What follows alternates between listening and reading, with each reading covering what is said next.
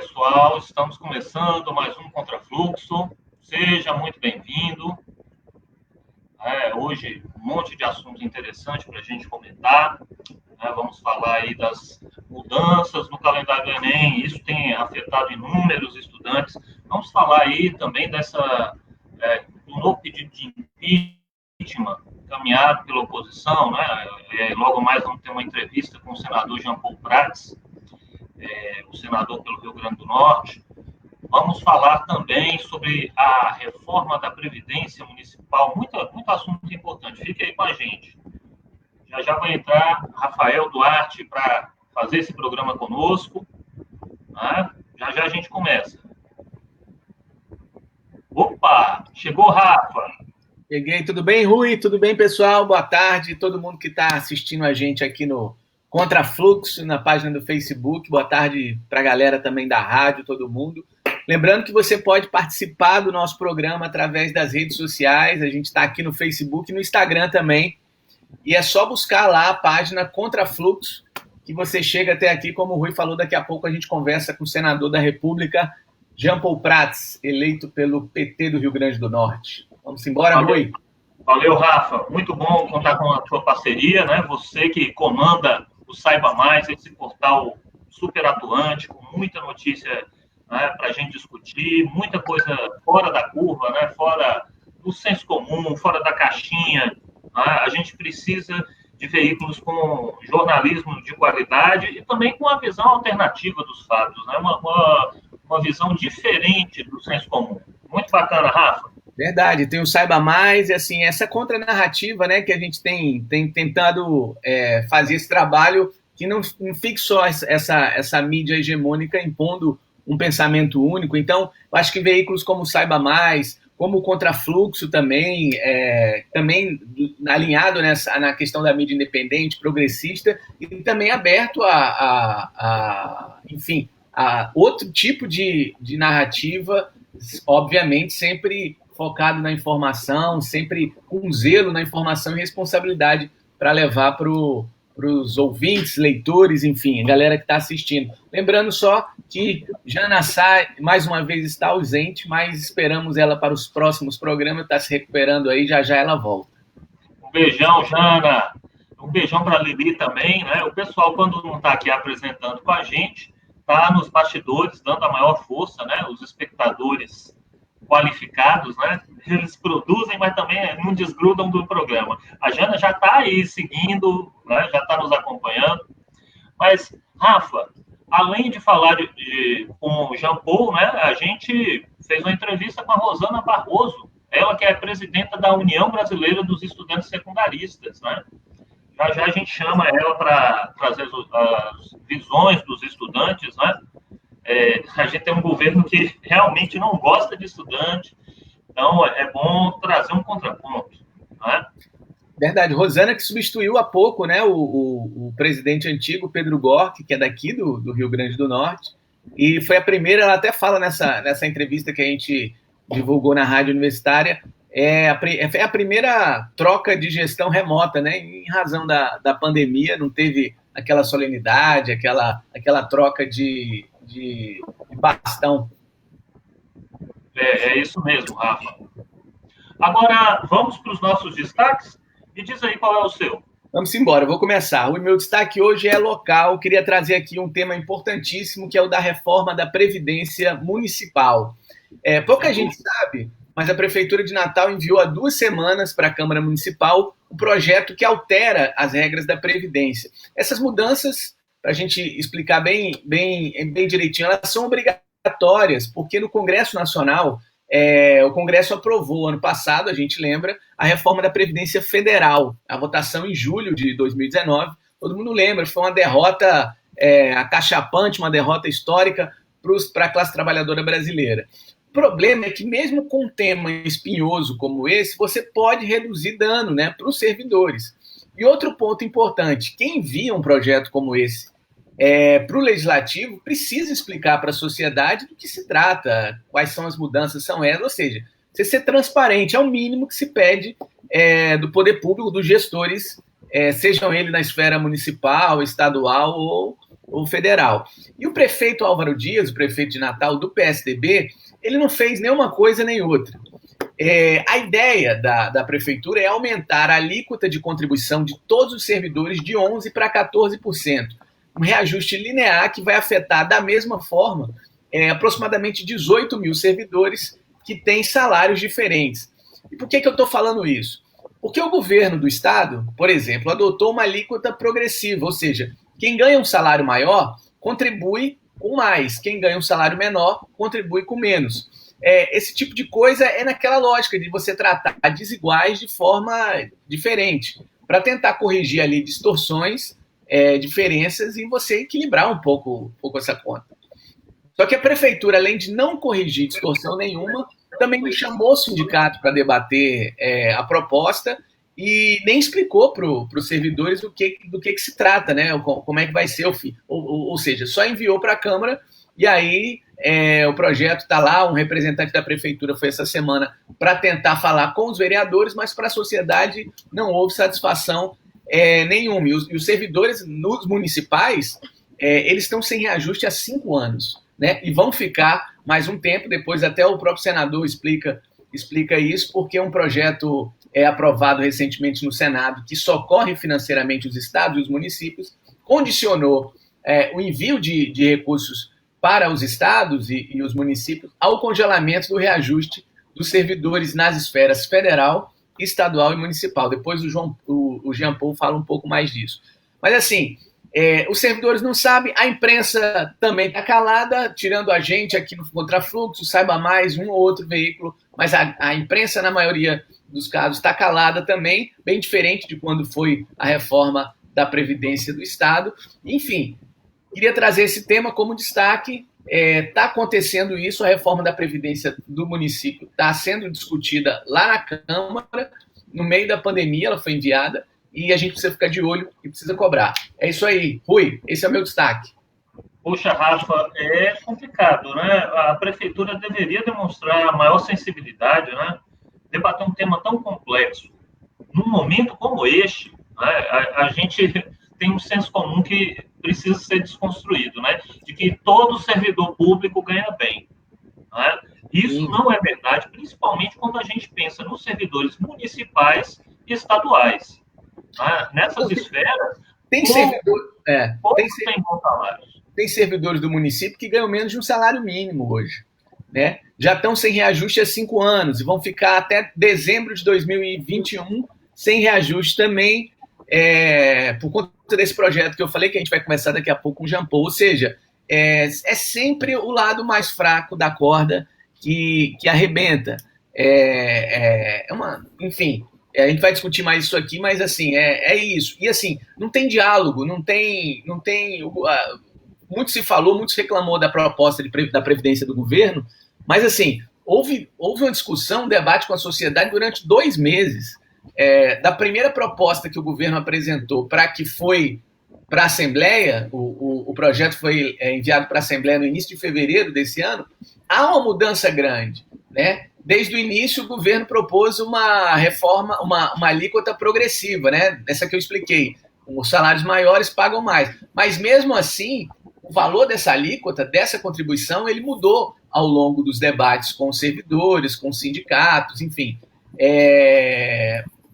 Houve uma discussão, talvez não tenha sido, e muito difícil numa reforma da Previdência, você ter uma proposta que agrade servidores, até porque a gente tem que deixar isso tem que ficar claro. Reforma da Previdência, ela é, na prática, uma redução de salário, porque se você aumenta a contribuição, você vai receber menos no teu contra-cheque, né?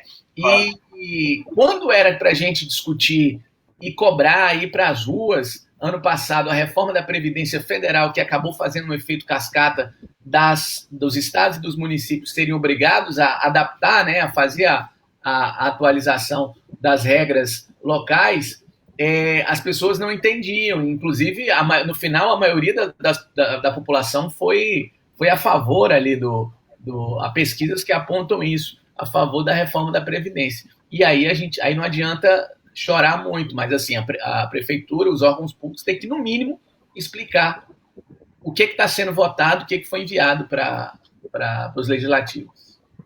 Houve muita mistificação, né, nessa conversa de reforma da Previdência. Infelizmente, quase sempre você tem o peso das reformas recaindo sobre os pobres e os remediados, né? Quase nunca você atinge ali uma classe média que tem um salário superior, quase nunca você atinge os mais ricos. Isso é muito ruim, acaba afetando a desigualdade social brasileira, aumentando em muito essa terrível desigualdade que afeta o país. Mas, Rafa, poxa, os municípios, o balanço financeiro de municípios, de estados, e aí a gente tem um outro problema, né, que é a ajuda. Na verdade, é até complicado a gente falar de ajuda, né? Fica parecendo que é um dinheiro do governo federal, e não é de todos nós, é do Estado. Sim. Mas a contribuição do governo federal aos municípios e aos estados nessa pandemia, né? Todos estamos começando a perceber a gravidade, a extrema gravidade em que nos encontramos. Né? Passamos dos 20 mil mortos, mais de 300 mil casos confirmados. Veja só, Rafa, é muita gente aí com a Covid-19. Né? E olha que esses são os números registrados. A gente nunca precisou tanto de estadistas, nunca precisamos tanto de grandes líderes, mas só o que temos é Bolsonaro e Paulo Guedes. O que temos são esses dois aí que comandam. Paulo Guedes com a chave do cofre, e o Bolsonaro na presidência. Ficamos sabendo dessa doença lá atrás, né? Ainda foi no ano passado, janeiro desse ano, aí passa janeiro, fevereiro, março, abril, maio, nós estamos no final de maio. A doença já se espalhou, né? Já teve os primeiros casos, estão saindo aí notícias, pesquisas muito importantes, dizendo que já tinha Covid-19 circulando no Brasil ali por fevereiro. Né? A gente se alarmou em março, quer dizer, uma parte de nós, né? Porque para o presidente era uma gripezinha, para o presidente não era nada, não precisava tomar nenhuma medida. Entre abril e maio, as mortes cresceram enormemente, configurando uma tragédia. E só agora, depois de 5 meses, finalmente se desenrola, começa a se desenrolar a ajuda, o auxílio federal a estados e municípios. Né? Veja só, Paulo Guedes que correu para ajudar os bancos. Não, quando é banco tem que ser rápido. Quando é empresa aérea tem que ser rápido, é para já, é para ontem. Mas quando são as pessoas, quando quem corre risco são os mais pobres, poxa, aí vamos esperar, vamos devagar. É muito ruim esse tipo de atitude, né? É criminoso mesmo. Sobre a proposta de ampliar a duração do auxílio emergencial, Paulo Guedes, mais uma vez, mostra quem é, né? Ele declarou que é preciso fazer com que as pessoas trabalhem, em vez de se manterem com o benefício do governo federal. Para começo de conversa, o benefício não é do governo federal, né? Guedes declarou que se o governo ficar adiando o auxílio, ampliando o auxílio, ninguém trabalha, ninguém sai de casa, e o isolamento vai ser de 8 anos, que a vida está boa. Veja só, a vida está boa para o brasileiro? É isso que você está vendo, Rafa? De jeito nenhum. É grave. Paulo Guedes se saindo como um frasista daqueles, né? Se a gente lembrar o que ele já disse nesse governo, é horroroso, né? Desde as empregadas não vão poder mais ir para a Disneylândia, até comparar os servidores aos parasitas. Enfim, o Paulo Guedes é uma grande tragédia, é mais uma tragédia nesse governo. Sem dúvida, né? A revelação muito negativa. Primeiro, a gente tem que esclarecer, né? O dinheiro é público, volto a dizer, não é do Paulo Guedes, não é do Bolsonaro, não é um favor, né? Não é esmola. O dinheiro é meu, é seu, é de todos os brasileiros. É de todo mundo. Da mesma forma que o Bolsa Família não era uma dádiva do Lula, os governos do PT não fizeram favor. Eles não deram esmola. Eles criaram programas assistenciais e não assistencialismo. Programas estes que têm sido muito mal administrados pelo governo Bolsonaro, né? O pessoal do Bolsa Família, o pessoal que recebe PPC, tem tomado corte em cima de corte, né? Tem uma fila gigantesca, a gente já comentou isso aqui no Contrafluxo, né? Isso está causando uma verdadeira tragédia social no Brasil. Você tem a crise sanitária, mas isso fica amplificado, né? E depois não podemos ignorar que a proposta de Paulo Guedes sempre foi pagar R$ 200, e não os 600 que foram garantidos pelo Congresso. Né? Quem elevou para R$ 600 foi o Congresso Nacional. E lembrando que tem aquela fila, né? Um monte de gente ali com benefício em análise, benefício negado, pessoas que deveriam receber. Você olha, profissionais liberais, né? Microempreendedores, artistas, um monte de gente teve benefício negado, eles fazem questão de negar, quando não negam na lei, ficam enrolando aí para pagar, né? Você tem um processo super complicado. Aliás, eu estava vendo ali no portal GGN, né? O Luiz Nassif fez uma descrição das palhaçadas, assim. Parece comédia pastelão, né? Cria fila de banco, né? Depois a pessoa vai para a fila, não tem direito, enfim, é uma tragédia. Assim, foi feito tudo de errado ali para expor as pessoas ao risco desnecessariamente. É preciso deixar claro que quando alguém recebe R$ 600 e gasta comprando a feira para manter a família, né, para evitar que sua família morra de fome, essa pessoa imediatamente, na hora que está comprando, está lá no supermercado, está no Carrefour, está no Nordestão, você olha, vai lá, ouvinte, espectador, vai lá e olha a nota fiscal. Você paga de R$ 600 de feira que você faz, você paga R$ 180 de impostos. Então, você já está devolvendo ao Estado. Quer dizer, você recebe um investimento do Estado, quando o Estado investe nas pessoas, né, ele recebe isso de volta. Ele recebe isso na forma de impostos. Se ele corta benefícios, principalmente para quem mais precisa, né, ele está ampliando o próprio déficit. Né, ele está ampliando as suas dívidas. O Estado, quando ele corta, é um mecanismo difícil. Né? A gente não entende isso direito. O Estado é diferente de uma família.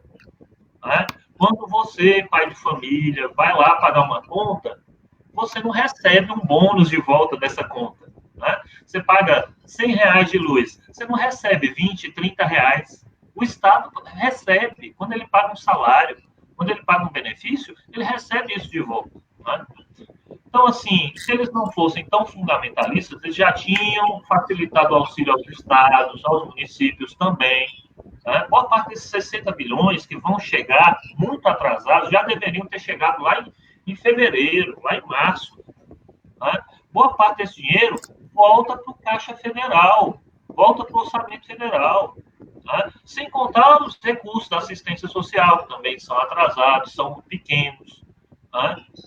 Sem contar os recursos da saúde, né? Que o Estado enrola. Né? Na verdade, o Estado falhou. E é por isso que a gente está vendo aí, não só as pessoas desesperadas, né? Mas diversos pequenos negócios já indo para falência, indo para o buraco. Vamos pensar bem na importância que teria um auxílio assim para o Rio Grande do Norte. Né?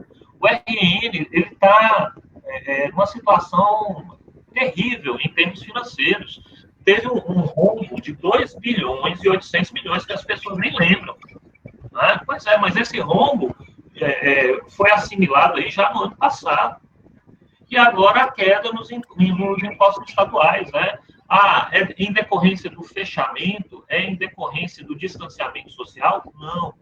É em decorrência das pessoas estarem sem dinheiro, é em decorrência das pessoas estarem cuidando da saúde. Né? Se abrisse o comércio hoje, a economia também ia ficar estagnada, também ia ficar em recessão. Né? Se eles tivessem sido ágeis e responsáveis, não estariam passando por isso. Né? Milhões de pessoas teriam sua qualidade de vida preservada. Milhões. E milhares de vidas também seriam poupadas. Muitos desses 20 mil registrados, volto a dizer, poderiam estar vivos se tivessem recebido benefício, se os estados tivessem recebido apoio. Então, a crise sanitária vai durar ao menos 2 anos. E se depender de Paulo Guedes e Bolsonaro, será a pior crise da história brasileira, talvez até da história universal. E aí, Rafa, vamos seguindo? Vamos seguindo, vamos seguindo. Agora a gente vai de entrevista, né? Já está posto? Convidou a Rosana Barroso, né, que é presidente da União Brasileira de Estudantes Secundaristas. Ela vai falar um pouquinho com a gente, né?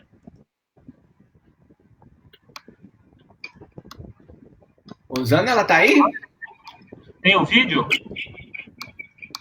Eu acho que não, hein? Acho que ficou só na rádio, hein, Rui? Ah, ficou só na rádio. Então, isso. Vamos seguir adiante. Eu acho que agora é o momento de chamar Jean Paul, né? Isso. Jean Paul está na escuta. Enfim, a gente tem muita coisa para comentar. Na versão do programa que foi para a rádio, a gente trouxe aí a perspectiva dos estudantes, né, para falar aí das mobilizações, né, para falar de todo esse processo do adiamento do Enem. E agora a gente vai contar com o Jean Paul, né, para falar também desse caso. É muito estranho tudo isso, mas vamos falar de outros assuntos, da ajuda aos estados, vamos falar também... pedido de impeachment novo, né? Na Câmara. Um assunto da mais alta importância. E aí, Jean Paul, tá com áudio com a gente aí? Opa, tá sem o microfone, Jean Paul. Ó, enquanto o Jean Paul vai entrando,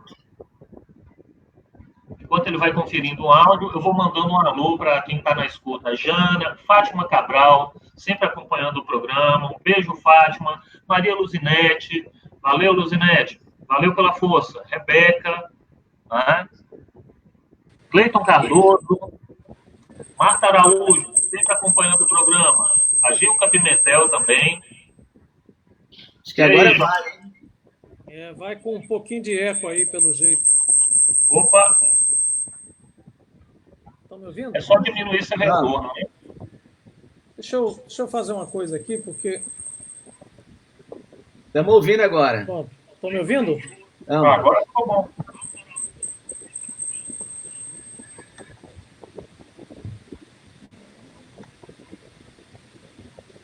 Tá difícil. Vamos lá, vamos tentando. Enquanto isso...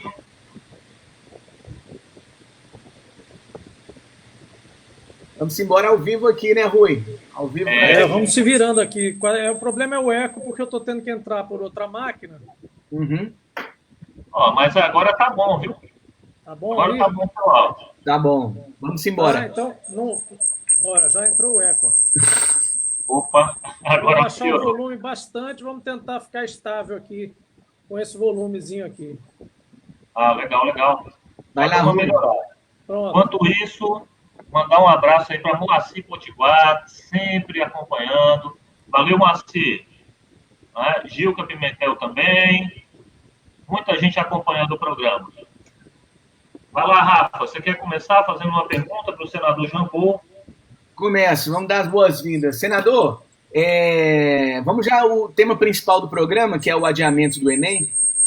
Queria saber o seguinte, depois de muita pressão popular, né, lembrar que veio dos estudantes essa reivindicação, esse pedido, ganhou o apoio do parlamento também, tanto da Câmara como do Senado, e aí o governo Bolsonaro decidiu adiar o Enem depois de uma derrota, né? Vocês impuseram, o Senado impôs uma derrota por 75 votos a 1, lembrando que o único voto contra o adiamento do Enem foi do seu colega Flávio Bolsonaro, filho do presidente da República. E aí, no dia seguinte, o ministro Weintraub anunciou que realmente ia adiar o Enem e tal, e condicionou isso a um plebiscito, a uma consulta aos estudantes. Como é que você viu essa vitória? Foi uma vitória parcial? Como é que fica aí a campanha? Como é que você analisou isso? Rafa e Rui, muito obrigado aí, em primeiro lugar, por nos dar esse espaço aqui, estar com vocês aí, participando desse trabalho de alto nível que vocês fazem. A gente conversa muito, principalmente com o Rafa, há muitos anos, sobre a necessidade que a gente tem de canais que contraponham opiniões e tragam visões diferentes do chamado mainstream, né, do fluxo, justamente principal, e por isso o contrafluxo e o Saiba Mais tem tanta importância para nós, não apenas em termos de Rio Grande do Norte, claro, porque é de onde a gente está transmitindo, é onde a gente vive, e vocês estavam falando agora da própria Câmara Municipal, da reforma de Previdência dos servidores municipais, mas vocês hoje já têm condições, e o Saiba Mais tem mostrado isso, de pautar nacionalmente assuntos importantes com uma visão sensível e eu diria empática em relação às classes brasileiras que mais precisam de ter voz e que não encontram essa voz. E, felizmente, tem também pessoas que não necessariamente nasceram ou são originárias de determinadas áreas ou classes brasileiras que também abraçam esse tipo de empatia e, conquistando aos poucos os seus passos profissionais, suas conquistas de vida, não abandonam essas causas. Isso é importante. Eu não sei para que câmera que eu olho, eu estou com duas aqui, mas é porque uma está no som e outra está na imagem. Me desculpe aí se eu estiver olhando para errado. Mas, enfim, mostrar que a gente precisa reacender essa questão da sensibilidade social, da sensibilidade com o papel que o Estado tem de redução de desigualdades e de combate árduo, difícil, porque agora ficou mais difícil ainda. É impressionante como o país tem esses altos e baixos, né? Tem umas horas que a gente vive idilicamente o mundo liberal, o mercado é uma maravilha, os investimentos estão chegando e até os mais pobres ficam encantados com aquele movimento econômico, a maior parte das vezes especulativo, né, que gera uma onda de emprego. Olha, que bom tempo era aquele que eu estava empregado em tal empresa estrangeira que estava aqui e era muito bom e tal. Mas se isso não for sustentável, e é o que a esquerda propõe, a esquerda não propõe banir os investimentos, escorraçar o empreendedor, né, tratar mal quem quer investir, né? Essa é uma outra discussão, uma discussão do capital, do trabalho. Isso é uma outra discussão ideológica que a gente pode ter a qualquer momento e que tem também uma razão de ser.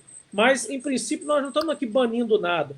O que a gente quer é que essas coisas sejam sustentáveis, que não sejam espasmos especulativos de investimento que encantam, empregam e depois jogam a laranja fora, o bagaço da laranja fora, depois que exploraram como bem quiseram. Na mesma, é o caso do nosso petróleo, agora aqui a gente depois pode desenvolver. Em relação a essa questão do Enem, para fazer a ponte, eu não estou divagando aqui não, é porque justamente o que você mencionou que o ministro Weintraub fez é exatamente o que se replica em todas as outras áreas do governo. Ou seja, Bolsonaro e seus ministros aguardam, quando se trata de alguma demanda, algum pedido mais popular, mais das pessoas que têm mais premência, que realmente necessitam, como ele não tem esse pessoal necessariamente no radar dele, nem como potencial eleitor, e também considera que aquela coisa, né, o pobre é ajudado pelo Bolsa Família, eles têm uma mentalidade completamente distorcida dessas coisas. Ele deixa sempre para a última hora, ele deixa sofrer. Para quem é botafoguense como eu, ou alecrinense como eu, a gente sabe exatamente o que é. O jogo nunca acabou, né? Sempre que alguém pode fazer um golzinho aos 47 do segundo tempo, né? Então eu estou até acostumado, eu sou resiliente em relação a essas coisas, por ser botafoguense e alecrinense. Mas a maior parte das pessoas não é obrigada a ser, não. Então o Bolsonaro ele oferece essa tortura, né? De dizer, não, até o último minuto pode ser que eu mude de ideia e eu não faço o que você está querendo, coloque uma condição. E aí, veja, a mesma coisa aconteceu com o auxílio emergencial, vocês acabaram de mencionar aí.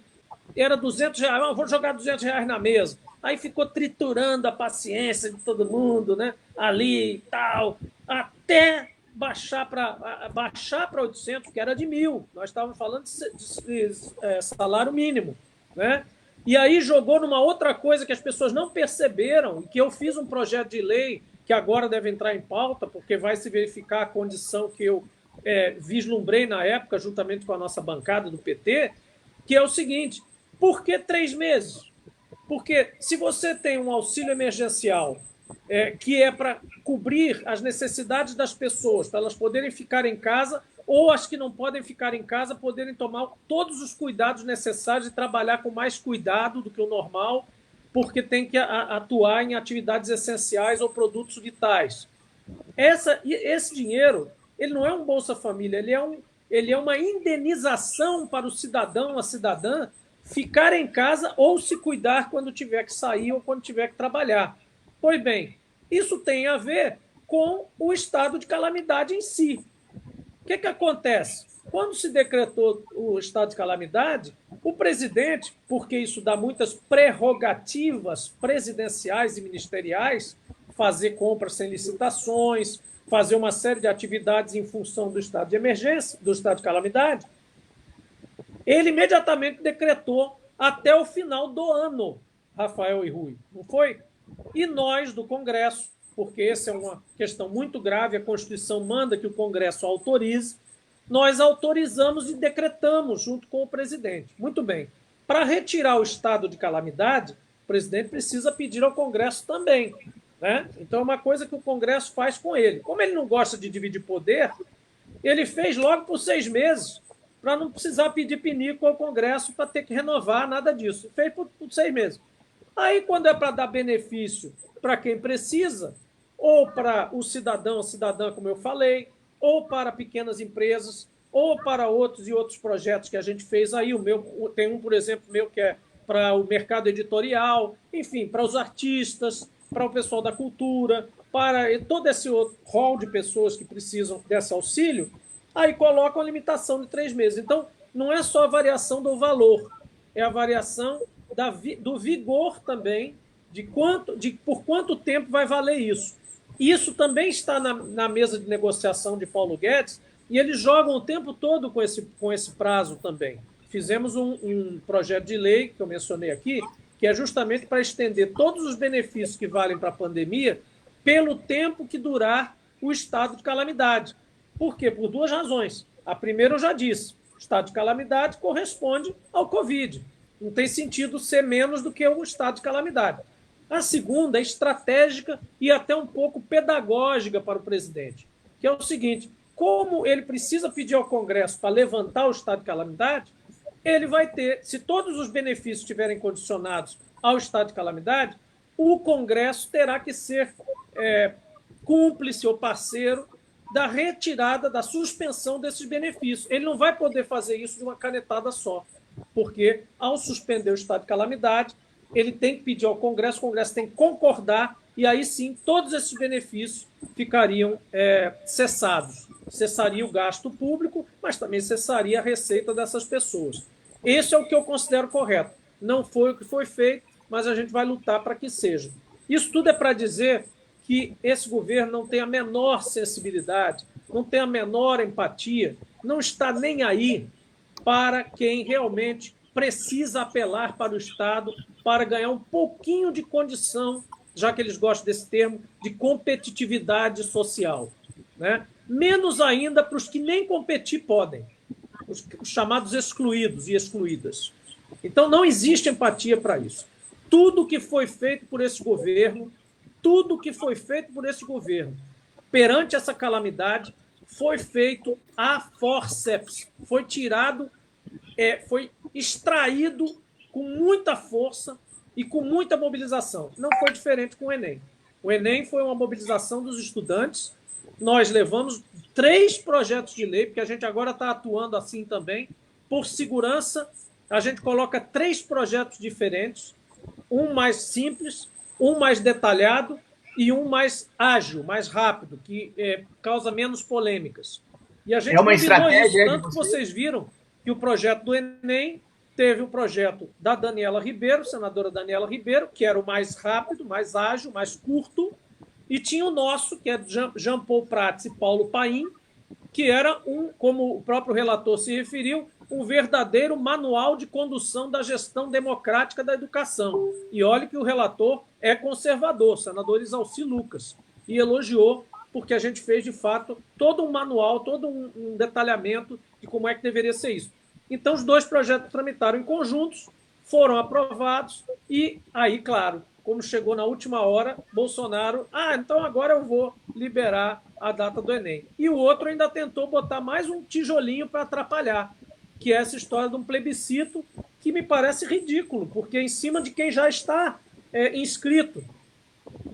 Então, muita gente que nem conseguiu se inscrever e até perdeu os prazos da isenção da taxa, isso tudo se enrolou de uma certa forma que eles vão ter que fazer uma reorganização disso tudo, porque muita gente perdeu esses prazos, achando que ia adiar ou não teve condições, de fato, de se inscrever para gratuidade, acabou não se inscrevendo. E nós fizemos também outro projeto, e uma das emendas que estava no projeto lá, que era a gratuidade ser automaticamente concedida aos estudantes de escola pública ou bolsistas de escola privadas apenas esse ano, tendo em vista essa confusão toda. Eu acho que isso vai acabar sendo feito administrativamente também. É isso. Ô, Jean Paul, tudo isso gera toda uma tensão, né, nos estudantes. É absurdo que tenha acontecido tanta resistência, né? Mas, pela sua visão, essa votação expressiva, né, foi 75 votos a 1. Isso coloca uma pressão a mais no Ministério da Educação? Você acha que isso marca uma posição? Foi por isso que eles acabaram sendo um pouquinho mais... não, vamos negociar aqui, vamos mudar a data, porque vamos tomar uma surra Com certeza. Câmara. Com certeza, Rui. Com certeza isso aconteceu. O ministro não é um cara muito... Olha, vou te contar uma coisa, que para a gente que está aqui agora eu posso até... Eu tentei falar com o ministro sobre isso umas 3 vezes. Mandei recado, conversei com o adjunto lá, como é que chama lá, o primeiro lá depois dele.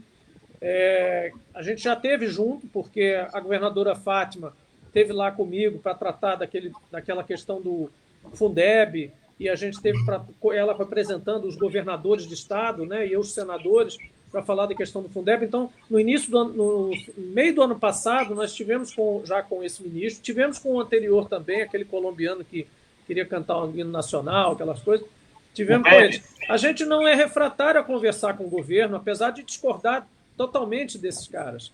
Mas a gente tentou o diálogo, e eu tentei, aqui desde o começo do ano, tenho tentado falar sobre o Enem com o ministro.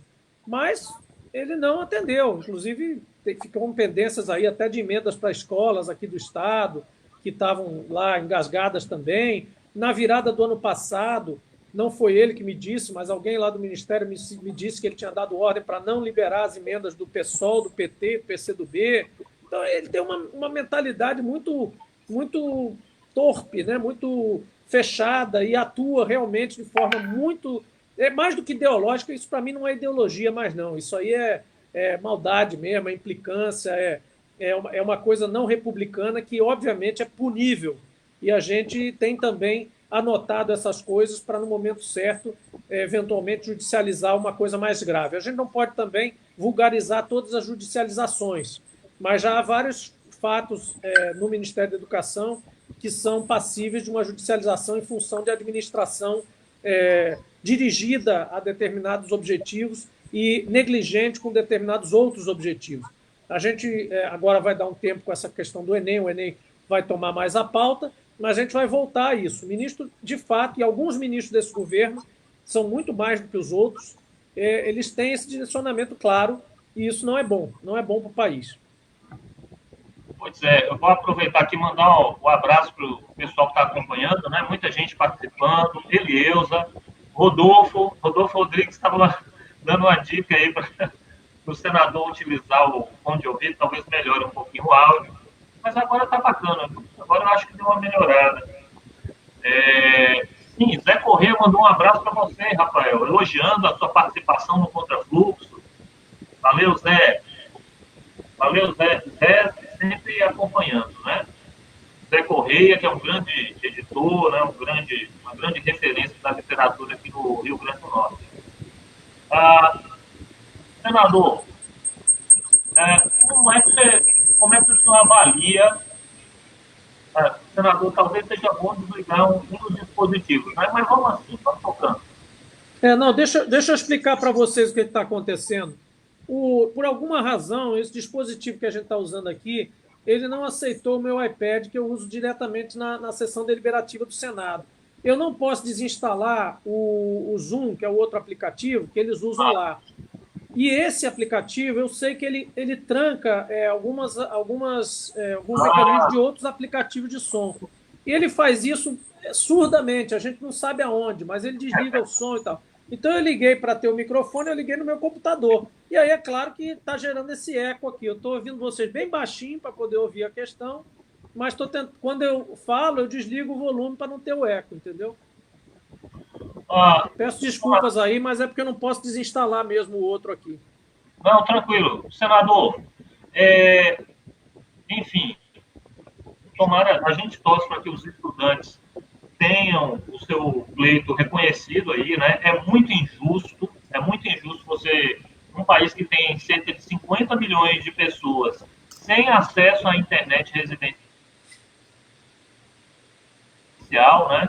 Você manter um exame seria um crime, né? Com certeza. Mas aí eu te pergunto, por falar nessa questão, né? Agora todo mundo querendo utilizar home office, as escolas vão ter que utilizar alguns recursos online, a gente está até discutindo isso na UFRN. O Senado está discutindo alguma iniciativa para ampliar o acesso à internet num tempo como esse, em que isso é tão exigido? Olha, nós vamos ter que trabalhar e resgatar os projetos que existem e outros do governo, porque o governo Dilma deixou muitas coisas relacionadas com a inclusão digital, você se lembra, né? Então, muitos processos desses foram deixados prontos para abarcar não só os hubs principais, né? A cobertura principal brasileira, né? Os grandes, mal comparando com o setor elétrico, as grandes linhas de transmissão, né, de dados, né?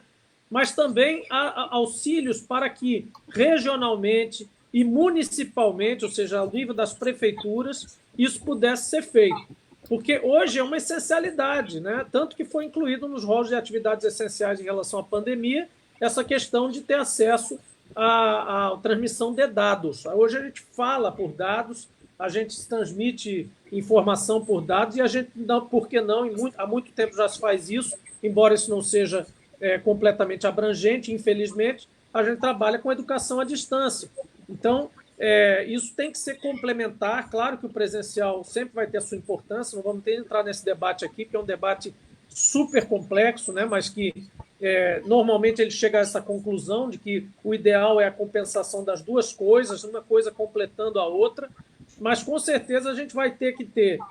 Uma das dificuldades do EAD é justamente o fato dele não ter a capilaridade que deveria ter e dele não atingir a todos, porque nem todos conseguem se conectar da mesma forma.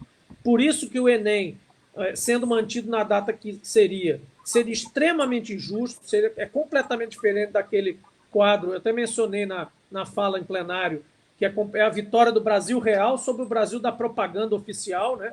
E porque a propaganda oficial era completamente descabida e irreal, né? Os estudantes todos perfumados ali num iPhone, com tripé, tudo bonitinho, claro, arrumado, quarto todo limpinho. Aquilo é coisa da Zona Sul de São Paulo, que não atinge nem 10% da população brasileira de estudantes que estão fazendo o Enem, tem aquele ambiente de estudo, aquele ambiente de trabalho. Tem gente que não tem nenhum quarto para estudar, está estudando no meio da sala, com a família toda em volta, num cubículo escuro, etc., com um acesso muito precário, quando tem algum acesso, porque quando não tem nem isso, né? E muita gente que vocês sabem, aqui no Rio Grande do Norte a gente conhece muito mais a realidade do Brasil real do que em outros estados e cidades, você sabe muito bem que tem cidades que você não tem nem o sinal do celular, então a esperança de você pegar um recado de voz de alguém é remota. Então, a desigualdade é muito grande e, óbvio, então a gente está aqui falando o óbvio para muita gente que está nos assistindo aqui, porque já tem essa sensibilidade, essa militância aí, mas para a maioria das pessoas que estavam olhando o debate do Enem, estava um pouco insensível. A mobilização da questão pelos estudantes foi essencial, tanto que o Senado respondeu, e você vê logo que o Senado responde bem quando você tem uma votação dessas.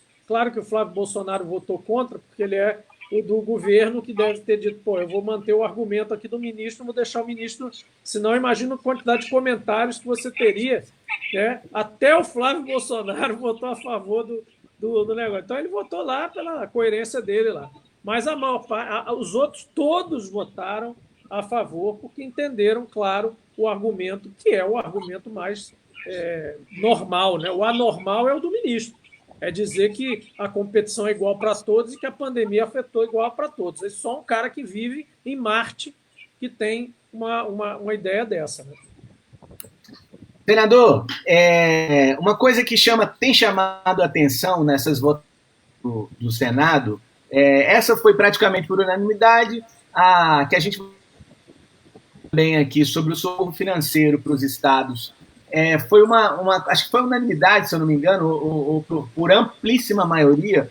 Chama atenção essa articulação junto a vocês do presidente do Senado, Davi Alcolumbre. Ele que vem fazendo ali uma dobradinha com o Rodrigo Maia, né, na Câmara. Os dois são do DEM, do mesmo partido.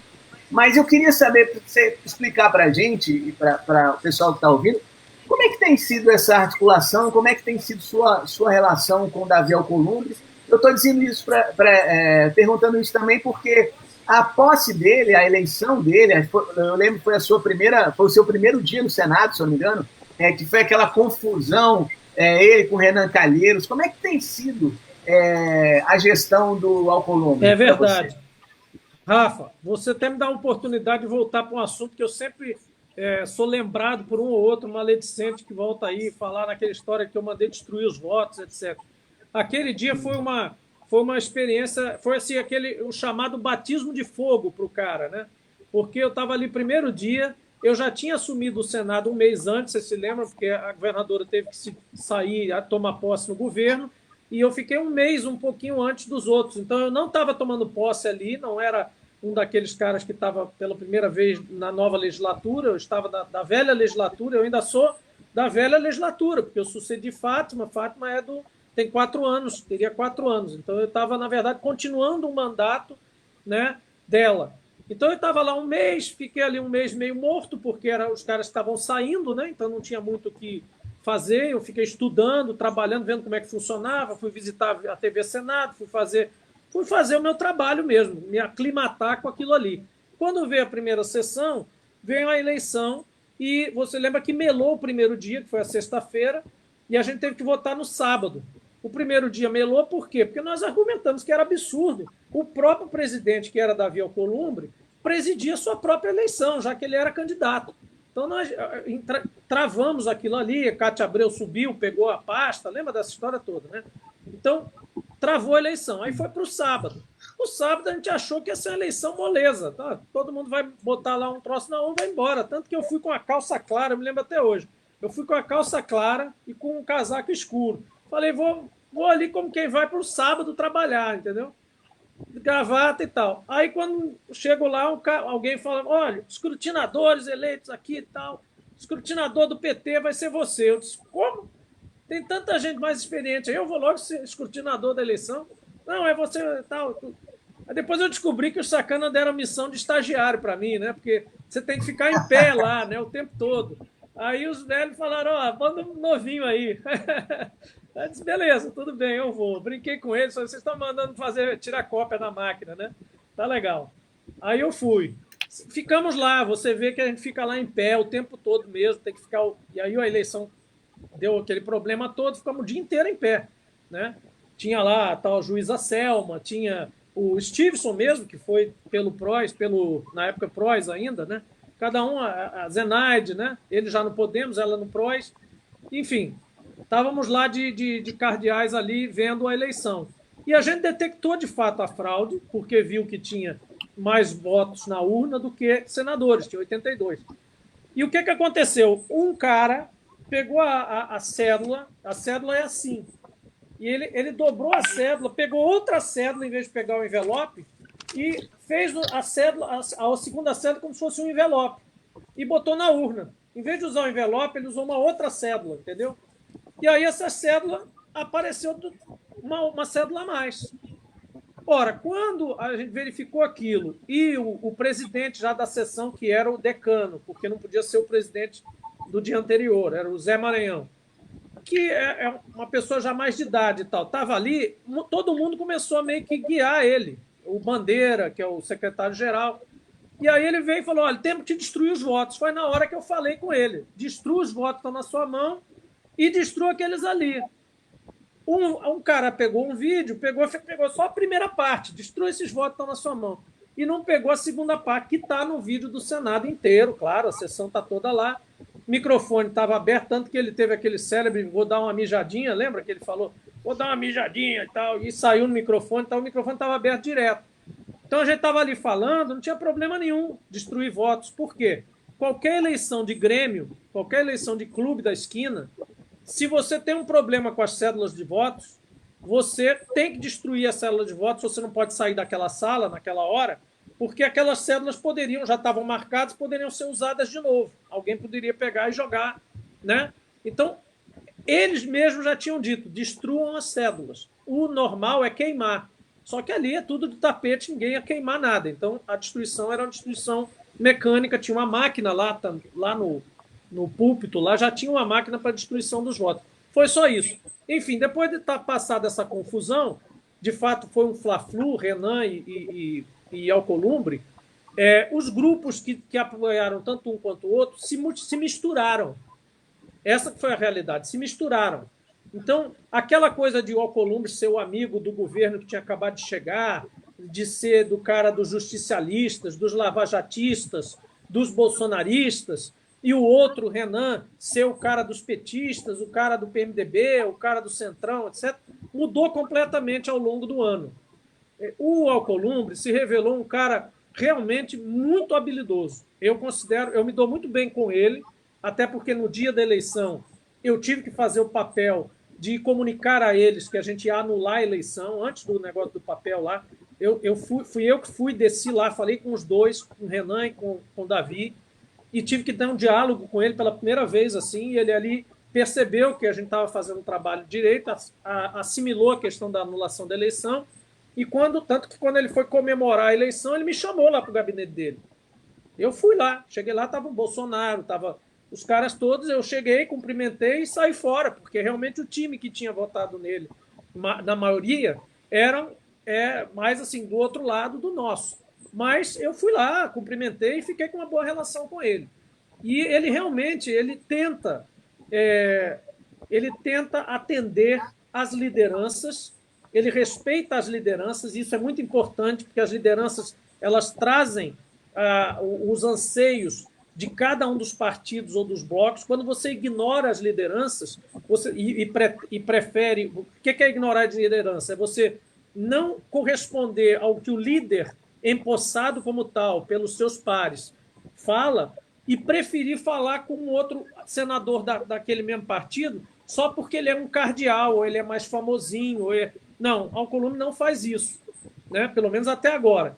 Nesses últimos momentos, começou a haver uma crítica em relação a isso por causa da ordem de fala. Ele tem dado um privilégio ali para mim, para a senadora Tebet, que é da CCJ. Então, a gente, às vezes, reclama um pouco disso no fechado.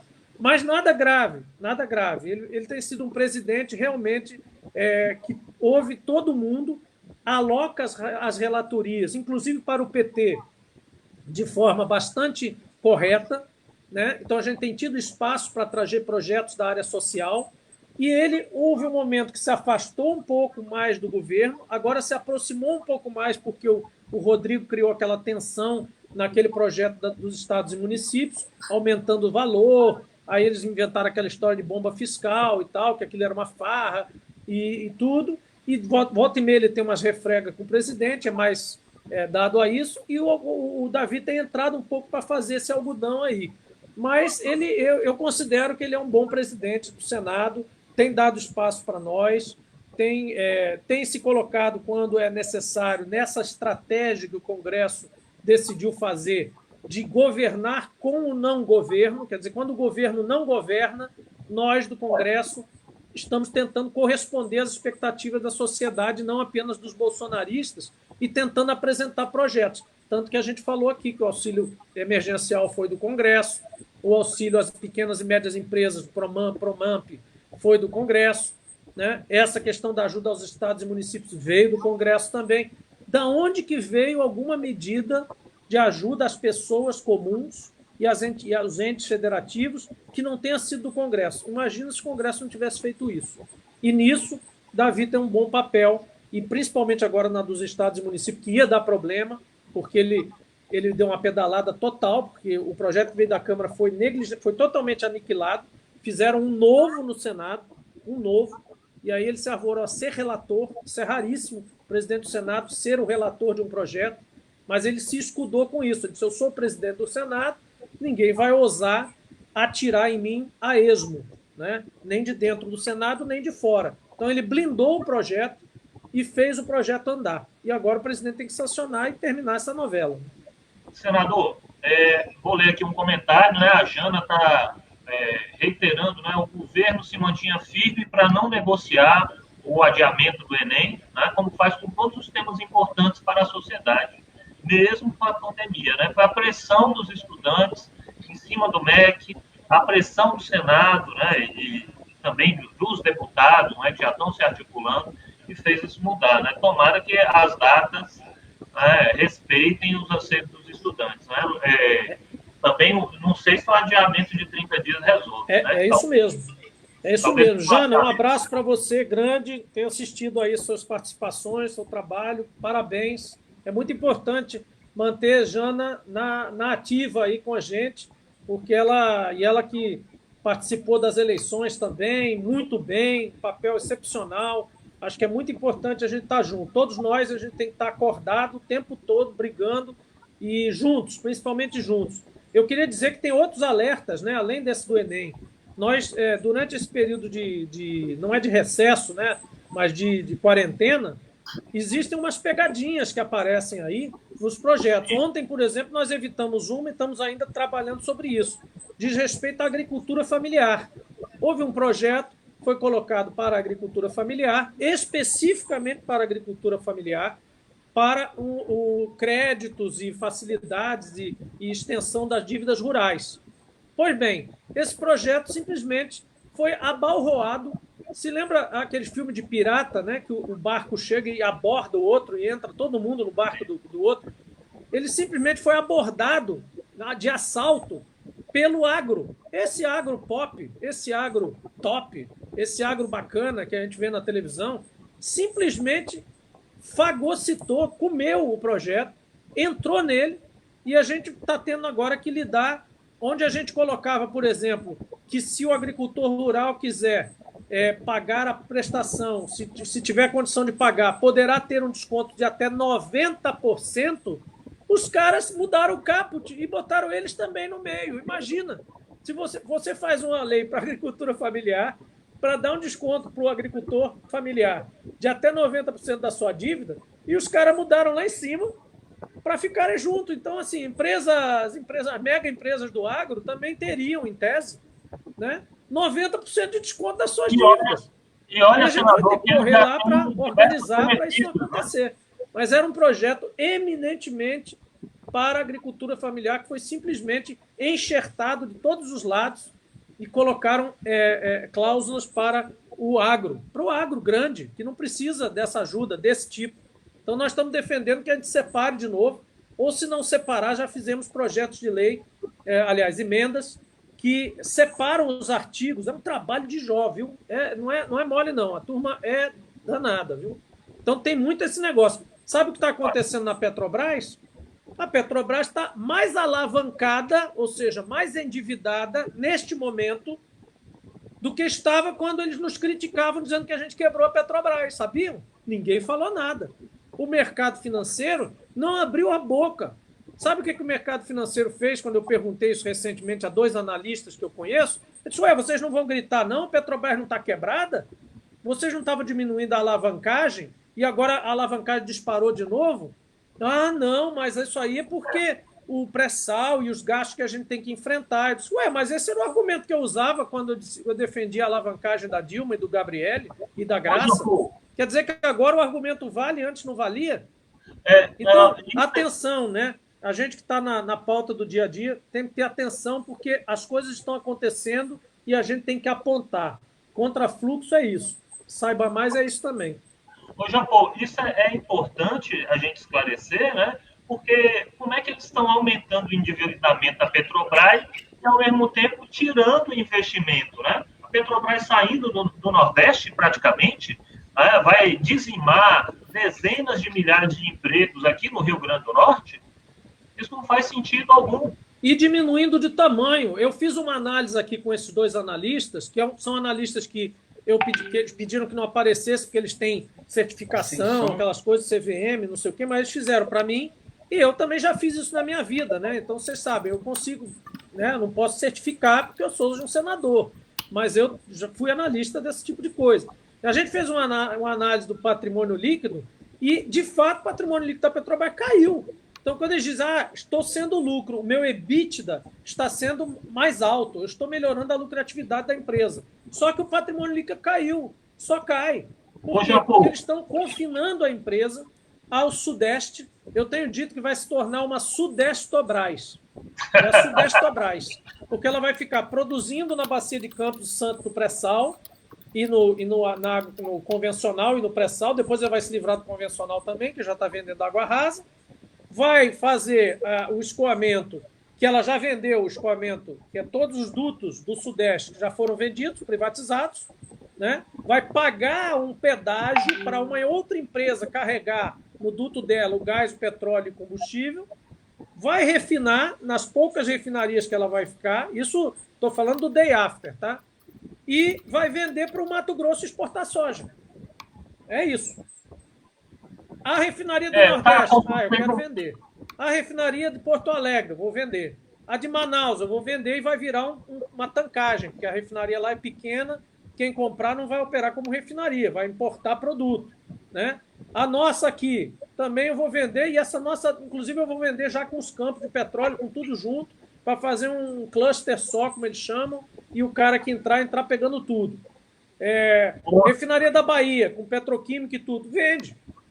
Vai virar uma empresa texana independente, daquelas que pega petróleo no Golfo do México, processa no Texas e vende para a Califórnia. É isso que a Petrobras vai virar. E o acionista, quem é o acionista que deveria ser esclarecido e reclamar disso? É o acionista de longo prazo. O acionista que eles chamam de buy and hold, é o cara que compra e segura a ação. Porque ele está segurando a ação como uma espécie de poupança, ou a reserva dele, ou ele compra uma blue chip, uma chamada ação nobre do mercado, que não tem grandes flutuações, porque ele quer ter uma certa segurança de rendimento. Então, esse cara que compra a ação da Petrobras está preocupado, deveria estar preocupado, que os caras estão diminuindo o tamanho da empresa para o futuro.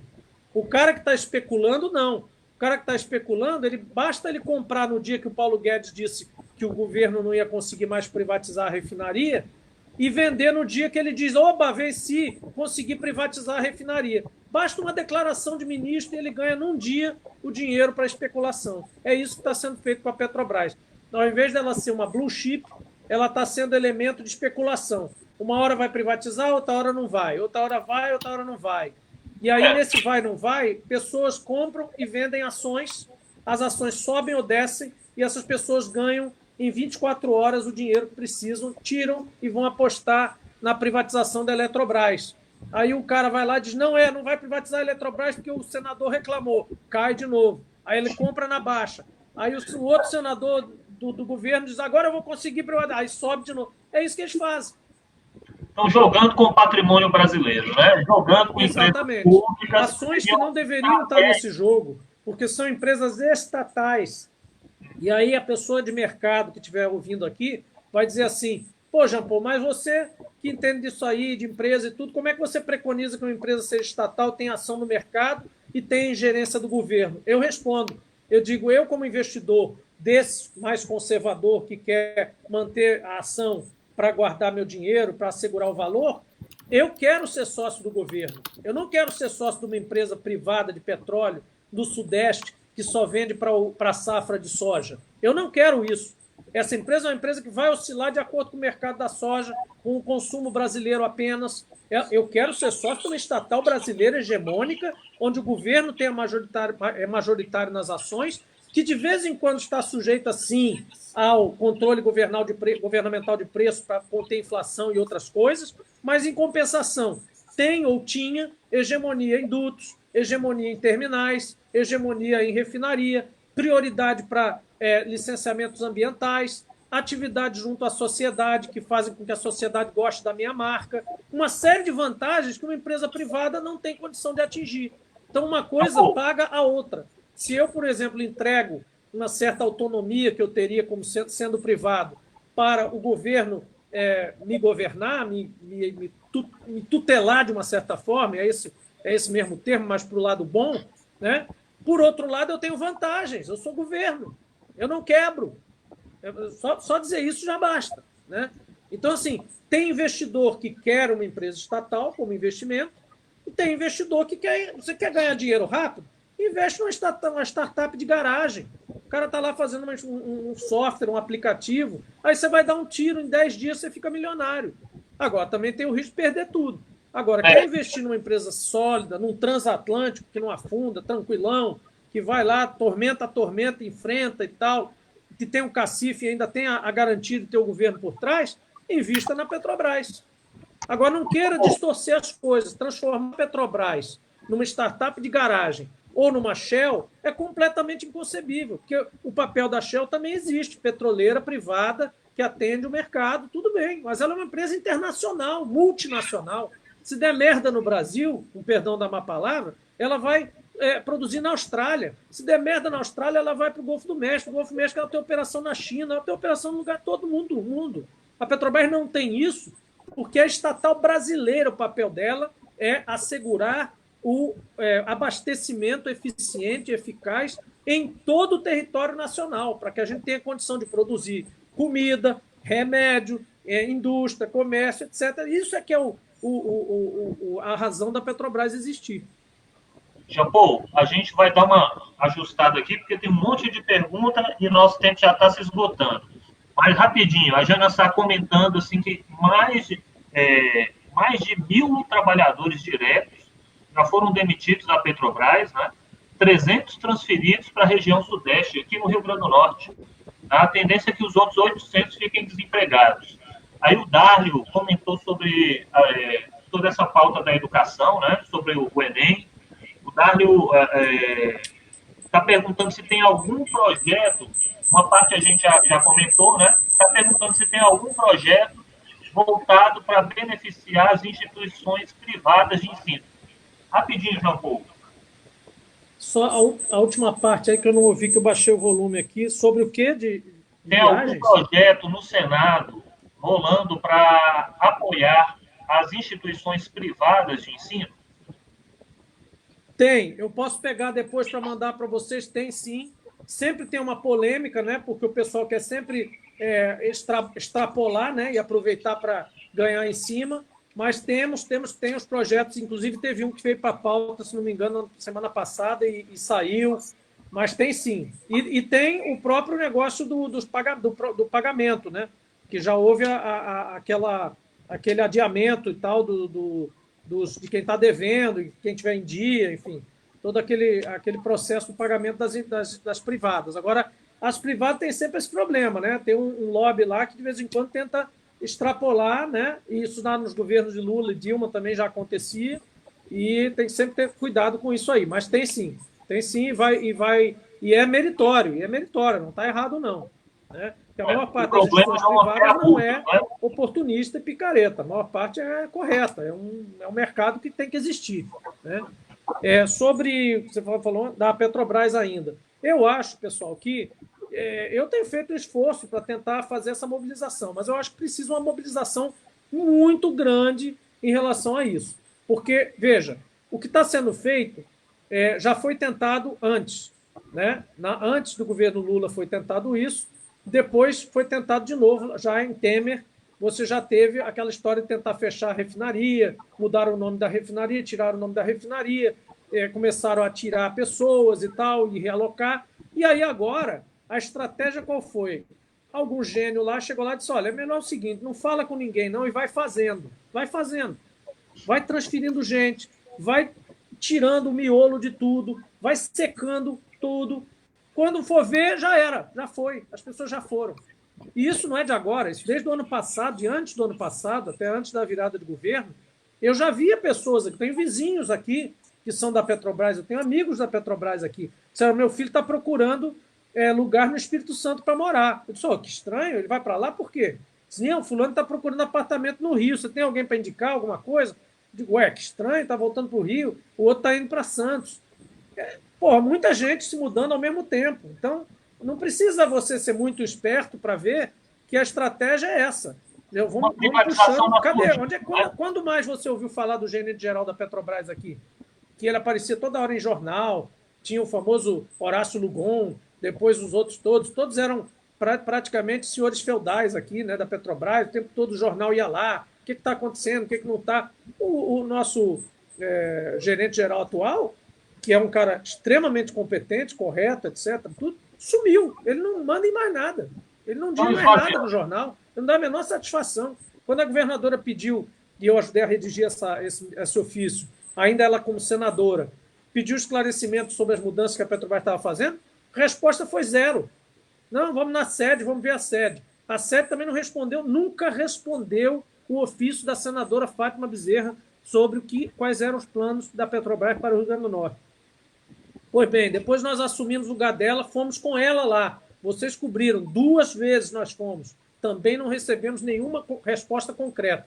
Tapinha nas costas, aqui e acolá, uma coisa bacana, não, vamos ver, vamos tomar cuidado sim, não vamos fazer nenhuma maldade, tudo, mas a senhora tem que entender, nós temos que passar o que não é interessante e tal, nós não podemos ficar em atividade que não dá lucro. Resultado, não houve resposta formal, porque o que a gente queria? A gente queria um plano. A gente dizia, meu amigo, seja honesto. Se você vai tirar a empresa daqui ou vai tirar de boas partes dela daqui, ao menos coloque para a governadora, coloque para os prefeitos que vivem de royalties, que têm, né, sustentabilidade em cima disso, coloque para a sociedade do Rio Grande do Norte que te recebeu tão bem. Esse foi o maior argumento na reunião.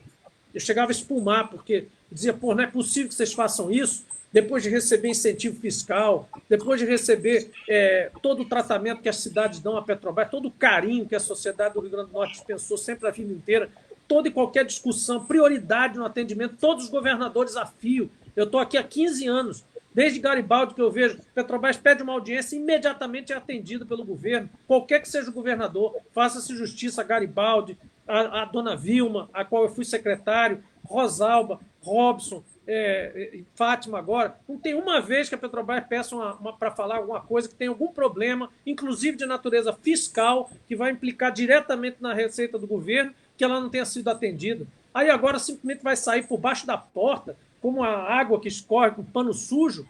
Isso é uma vergonha. Uma vergonha, entendeu? Não pode fazer isso de jeito nenhum. É uma desconsideração com os estados que receberam vocês. Então, o mínimo que vocês têm que fazer é um plano organizado. Estamos desfazendo disso aqui. Vamos comunicar. O governo pode nos ajudar. O jangadeiro lá de São Miguel do Gostoso, lá de Caiçara do Norte, São Bento, que tinha corrida de jangada todo ano, nós não vamos poder patrocinar mais porque a gente não vai ter justificativa. Eles já disseram isso diretamente, mas ninguém entendeu essa língua.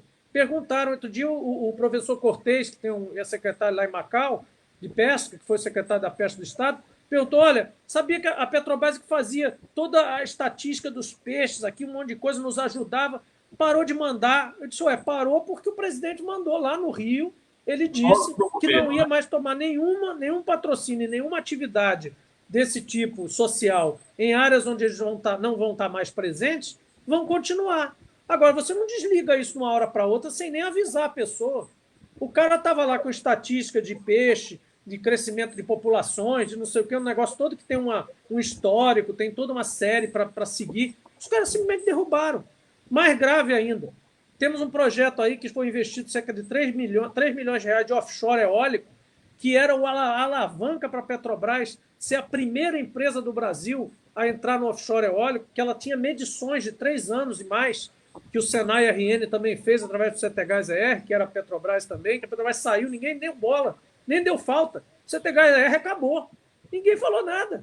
Jean Paul. É Centro de Excelência de Gás e Energia Renovável. Simplesmente acabou. Ele morreu. Ninguém deu uma matéria sobre isso. Porque a Petrobras saiu, o Senai absorveu, ele virou uma escolinha do Senai. Né? O Senai, tudo bem, absorveu, está lá. O Rodrigão fazendo um trabalho excelente, acabou de soltar aquele negócio do respirador aí, fizeram um respirador. São fantásticas a equipe, mas é a mesma equipe. Mas como marca, como Centro de Excelência Petróleo, Gás e Energia, acabou. É Senai RN. Tem o ISO, o Instituto Senai de Inovação, mas enfim, estavam tratando desse projeto de eólica offshore com a Petrobras. Petrobras, da mesma forma que no resto, simplesmente comunicou que acabou. Não, o projeto acabou. Aí eu fui lá na reunião, de novo, lá no presidente da Petrobras, Castelo Branco. Meu amigo, primeiro que isso é um tiro no pé seu mesmo, porque você podia sair como homem, o presidente da Petrobras, a única coisa boa que você podia ter feito por essa empresa, talvez fosse inaugurar essa nova horizonte para a Petrobras, que é o offshore, já que ela tem tanta experiência em offshore de petróleo. E o offshore de petróleo se parece muito mais com o offshore de eólico do que o eólico onshore com o eólico offshore. É muito mais parecida a logística, petróleo offshore com eólico offshore, do que em terra, no mar, no mesmo setor eólico. É isso que eu quero dizer. Então, vocês estão vacilando. E vocês têm 3 anos de medição lá. Vai jogar isso fora? Aí, porque a gente tem um acordo com a Equinor, lá da Noruega, e o projeto deles é no Sudeste, e a gente vai fazer um projeto para alimentar as plataformas com energia eólica. Eu disse, meus amigos, eu falo com a Equinor. Aí saí de lá, fui lá na Equinor, edifício Manchete. O Rafael sabe. Edifício Manchete, aquele clássico, eles reformaram, empresa norueguesa estatal, altíssimo nível, cara preocupado com o país e tal. Eu conheço o cara, foi meu aluno, Mauro, é hoje vice-presidente lá, foi meu aluno há 20 anos atrás. Falei, Mauro, porra, que é isso, cara? Vocês não topariam um projeto desse? É claro que a gente topa, ninguém falou nada pra gente. A gente está nesse do Sudeste, mas a gente topa entrar esse no Rio Grande do Norte também. A gente tem todo interesse em produzir eólica, não só para a plataforma, mas produzir como empresa de energia. A gente já produz na Noruega. Eu disse, então, peraí que eu vou ligar aqui. Aí falei para o presidente de novo, voltei. Olha, presidente, a Equinor já está arrumada aqui para vocês. É só vocês fazerem o acordo, botarem no acordo o projeto. Pensa que aconteceu? Nada. De lá para cá, confirmaram o cancelamento do projeto offshore. E o que nós vamos fazer agora para salvar isso? Vou pedir os dados a eles, vou dizer, pelo menos os dados vocês deem ao Senai, para o Senai continuar o projeto com a Equinor. Pronto, para a gente não perder o projeto offshore. Primeiro projeto do país de offshore, que é redenção para Guamaré, redenção para Caiçara São Bento, redenção para Macau, porque tudo ali vai virar, se isso der certo, vira um polo de alimentação dessas unidades offshore. Enfim, é um projetaço para o Rio Grande do Norte. Simplesmente ela jogou fora.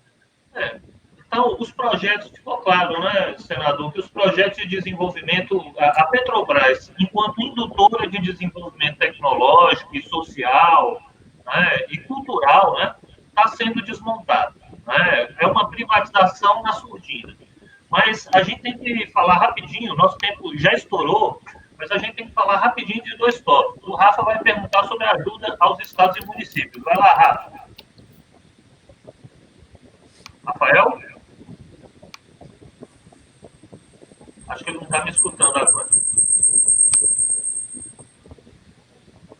Mas então, Rafa, pode falar, Rafa. Agora sai essa ajuda aos estados e municípios, que a gente teve muitas idas e vindas. Né? O Roberto Fonseca está dando um alô aí, mandando um abraço. Na sua avaliação, senador Jean Paul Prats, agora, depois dessa reunião de ontem, que a reunião de ontem parecia que tudo ia se resolver, né? Mas hoje já tem ruídos, porque tem esse negócio dos concursos. Em poucas palavras, em 2 minutinhos, você acha que sai ajuda para os estados ainda no finalzinho de maio, comecinho de junho? Ô Rui, esse projeto foi aprovado correndo pelas 2 casas, com todo aquele problema que eu descrevi aqui. Era um projeto na Câmara, foi feito um projeto novo no Senado para abarcar toda essa questão aí, para diminuir o valor. Olha, só para você ter uma ideia, no projeto da Câmara, o Rio Grande do Norte receberia 840 milhões. 840 milhões. Enquanto que no projeto do Senado, depois da depuração toda da bomba fiscal, teoricamente, ficamos com 370. Então, você vê aí a diferença, né? Menos da metade. Então, pronto, já depurou isso aí. Bolsonaro e Guedes já ganharam aí, porque reduziram o pacotão à metade. Depois eles criaram uma fake que era o pacote é 125 bilhões. A gente anunciou que não é isso. São 60 bilhões diretamente no caixa, mas esses outros 49 bilhões e 10 bilhões, o próprio Aldemir aqui, secretário nosso, disse, pô, os caras contabilizaram o valor da dívida, não contabilizaram o valor da suspensão do pagamento do serviço da dívida. Eles estão contabilizando como se tivessem perdoado a dívida. Só que a dívida não está perdoada. A dívida não está perdoada. A dívida está suspensa. Então, o certo é você calcular o valor da suspensão da dívida até o final do ano e não tirar a dívida toda. Do contrário, o Estado poderia dizer, lá, você perdoou a dívida, você botou lá 120 bilhões, tirou minha dívida. Não é isso. Então, agora, é nesses 60, lembrando, são 597 para o Estado, 349 para os municípios, no Rio Grande do Norte. É urgentíssimo que esse dinheiro venha. Porque veja o que aconteceu, explicando em termos bem simples. A governadora recebeu o Estado, naquele Estado que vocês lembram, que ela sempre lembra. 4 folhas atrasadas, buraco com fornecedor, buraco com tudo e um pouco. Parece que o governador anterior, depois que perdeu a eleição, primeiro turno tal, desistiu simplesmente de governar, parou de pagar. Ele já estava ruim, né? já estava devendo. Aí, quando ele perdeu a eleição, ele disse, agora dane-se, aí vou embora. E largou. Então, novembro, dezembro já criou tumulto. Quando ela assume em janeiro, ela assume já com uma bomba relógio lá explodindo. Né? Muito bem. Vai desarmando essa bomba sem nenhuma receita extraordinária. Porque se esperavam receitas extraordinárias, antecipação de royalties, pacote de ajuda, plano Mansueto, diabo a quatro, não aconteceu. Aí o Aldemir lá, que um cara aí chama de mago dos números, lá foi lá arrumando a casa, parece um pega-vareta, você puxa de um lado, cai do outro, é uma confusão danada. Aí aparece o quê? Covid. Ora, Covid, o cara já está todo ferrado, com o pega-vareta todo torto. Aí vem o Covid. O que ele tem que fazer com o Covid? Todas as varetas têm que ir para o Covid e ele tem que deixar de pagar um monte de coisa e tal. Aí vinha uma discussão correndo por fora aqui no Congresso de que o pacote de ajuda teria que ser carreado só para a rubrica da saúde, só para a Covid. Por que a gente ampliou e muita gente criticou isso? Pô, já estão querendo aproveitar o Covid para pagar outras coisas, pagar servidor. Ora, porque você teve que tirar dessas rubricas para atacar o Covid todo esse tempo. Você vê que o dinheiro até agora não chegou. Como é que a governadora está fazendo as coisas? Está fazendo com o dinheiro que já tinha, com o dinheiro o pouco que tem. Em cima disso, vem uma queda de arrecadação da ordem de 840 milhões. Veja, o Estado vai receber 597. Vamos arredondar para 600. O Estado vai receber R$600. E já teve uma queda de arrecadação de 800. Então, olha que situação que essa mulher está. Então, se não é um negócio difícil de administrar pra caramba, e que a equipe tem sido muito competente de praticamente ficar na corda bamba o tempo todo, e quem tem fornecedor, quem tem salário a receber, tudo isso, está entendendo isso claramente, que a conta é essa mesmo. Quando vem o Covid, piora. Veja a importância que tem a urgência de Bolsonaro sancionar esse projeto. Por isso que a gente correu. E a gente correu, inclusive, com o argumento que seria 15 de maio. 15 de maio seria o pagamento. Já estamos 22 de maio e o cara ainda está esperando e condicionando. Qual a condição que ele colocou? Só de maldade. Veja, pessoal, não tem condição de você, numa ajuda emergencial humanitária como essa, isso não é mais plano Mansueto, eu deixei isso bem claro no discurso do plenário, várias vezes, não só uma vez, como 3 dias eu falei, se nós estamos aprovando alguma coisa que deixou o plano Mansueto na geladeira. Nós vamos retirar o plano Mansueto da geladeira de novo daqui a 2, 3 meses, 6 meses, quanto for. Mas o plano Mansueto está lá, porque a situação de desequilíbrio fiscal dos estados continua grave, independente de Covid, ela só piorou. Mas o zero continua o mesmo. Então, escanteando o plano Mansueto e considerando que esse pacote é um pacote humanitário, sanitário, cabe fazer condicionante, cabe qualquer, assim, conceitualmente para vocês, cabe condicionar ajuda humanitária a qualquer coisa, independente de fazer sentido ou não. Claro Eu que dou um não, exemplo que é o convite. seguinte: alguém foi atropelado ali na esquina. Aí eu e o Rafael vamos lá acudir o cara. Aí o cara está lá morrendo, atropelado por um carro que ele não tem nada a ver com isso, é o Covid. Está lá morrendo. E eu e o Rafael falando para ele assim: não, meu amigo, é o seguinte, a gente só te ajuda aí se você parar de beber e fumar. Porque você bebe e fuma muito. Você nem conhece o cara, você não conhece os governos, você não sabe a dificuldade que eles têm, se eles têm acordo de pagar servidor ou não tem, se eles têm necessidade de pagar fornecedores que o outro deixou ou não deixou, e aí você quer condicionar o cara a não fumar e não beber. O cara está morrendo. É isso que foi feito nesse projeto. Bolsonaro e Guedes condicionaram a ajuda humanitária a o cara não beber ou não fumar. Nem sabia se o cara fumava ou bebia. Ingerência direta na gestão dos governadores, incabível, mas acaba sendo aceitável, porque o desespero é tal que você começa a aceitar essas coisas. Nós brigamos para não ter isso, brigamos para tirar as categorias, foram ressalvadas as categorias da educação, segurança, assistência social, limpeza pública, serviços funerários e fiscais agropecuários, que são pessoas que estão, em tese, lidando no dia a dia do Covid, expostos diariamente, mas eu sou absolutamente contra qualquer condicionante, porque mesmo que a professora esteja em casa tentando fazer mal e porcamente algum EAD ali de emergência para manter os seus estudantes mobilizados, ela está trabalhando. E se ela tem um acordo para fazer um reajuste, o governador é que tem que ser o negociador, não um projeto que proíbe ele de fazer isso. Claro que nenhum governador em sã consciência vai sair dando aumento a têmpores aí, no momento de crise, quando o orçamento está apertado. Ele vai negociar com os seus canais devidos. Mas se ele tem um acordo, por exemplo, para fazer esse parceladamente, e já estava assinado esse acordo, já estava feito esse acordo, o que é que ele faz nessa hora? Fica tolhido por uma gestão presidencial no seu mandato? Ele foi tão eleito quanto o presidente. Então, essa que é a questão. Ô, Jean Paul, você está trazendo questões importantíssimas aí, né? Essa ajuda aos estados, ela tem que ser a mais urgente possível, sem condicionantes, mas rapidinho, em poucas palavras. Você acredita que o governo vai ceder nessa questão aí do ajuste aos servidores públicos? Não, acho que não. Ele vai manter essa condição, então? Vai, e infelizmente, apesar das nossas hostes de esquerda, né, do PT, dos outros partidos que se aliançam conosco, às vezes não entenderem tão bem, mas isso é uma questão realmente de maioria. A gente não tem como bloquear isso. Bloquear isso significa bloquear a ajuda à Fátima nesse momento, ao Rui Costa nesse momento, ao Camilo, ao Wellington Dias, ao próprio Flávio Dino, né? Então, assim, é uma cruz e caldeirinha, como a gente diz, né? Você tem que, infelizmente, colocar... Agora, eu tenho uma saída para esse assunto. Este dispositivo que foi colocado lá, se a gente não fizer tanta confusão, ele é inconstitucional. Pelo que eu acabei de dizer aqui. Ele é uma ingerência indevida do Pacto Federativo na autonomia de governar.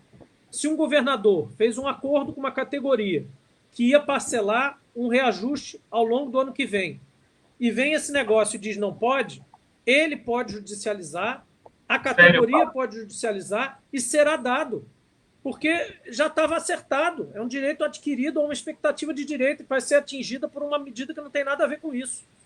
Ô Jean Paul, e ainda sobre uma questão importante que a gente deixou para o final, né? Diversos partidos de oposição, PT, PCdoB, PSOL, entraram com um pedido coletivo de impeachment, né? E aí com 400 organizações da sociedade civil, né? Diversos sindicatos, eles entraram com um pedido de impeachment contra o Bolsonaro. Que avaliação você faz desse processo? Você acredita que esse pedido de impeachment vai andar? Rui, eu acho que é aquela resposta que tudo que você viu com Dilma vai ver acontecer agora de novo, só que às vezes em bocas opostas, né? Porque, primeiro, nós achamos que entramos no momento certo com essa questão do impeachment, não foi nem tarde nem cedo. Por quê? Porque se o PT, por exemplo, tivesse entrado sozinho, no momento bem inicial, razões para impeachment, não vou começar por aí, razões para impeachment, acho que ninguém tem dúvida que não faltam, né? Não faltam. Há vários crimes de responsabilidade e crimes comuns que Bolsonaro já cometeu. Se você for fazer uma lista, você tem aí pelo menos uns 10, 12. Não cabe nos dedos da mão, não cabe. Né? Agora, a questão do impeachment é que ele é um processo misto de judicial e político. Né? Então, você tem que ter condições políticas também para que aquilo pegue, né? Para que o próprio todo mundo que participa desse processo, que é judiciário e legislativo, tenha, de fato, indução, né? Indução normalmente popular, né? Para ir na direção de uma coisa ou de outra, ou de negar ou de apoiar o impeachment.